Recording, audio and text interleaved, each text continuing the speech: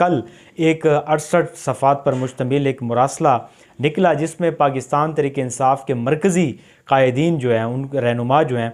उनकी गिरफ़्तारी की एक फ़हरिस्त जारी हुई, जिसमें बहुत सारे कारकुनान भी हैं। उसमें ऐसे अफराद भी हैं जिनका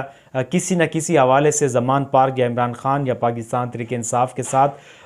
ताल्लुक़ है, उनको गिरफ़्तार किया जाएगा। और इसमें मैं थोड़ा सा आगे जाकर ये कहूँ कि ऐसे अफराद जिनकी कॉल पर ज़मान पार्क में जो है वो लोग तहफ़्फ़ुज़ के लिए निकल आते हैं इमरान ख़ान की, या उनकी कॉल पर जो है वो प्रोटेस्ट करते हैं, या जिनकी वजह से ये जिनकी कॉल पर लोग मर मिटने के लिए भी तैयार हो जाते हैं, तो उनकी पकड़ धकड़ का जो सिलसिला है वो शुरू है। इसमें ज़ाहिर है कि कोई रॉकेट साइंस नहीं है। इमरान ख़ान साहब बहुत मुतअद्दिद बार ये कह चुके हैं कि मेरी जान को ख़तरा है, ये मुझे जेल में डालना चाहते हैं, और वो गिरफ़्तारी इसलिए नहीं देते कि इनको जो है वो बलूचिस्तान शिफ्ट कर दिया जाएगा। और सबसे जो अहम बात है वो ये है कि वो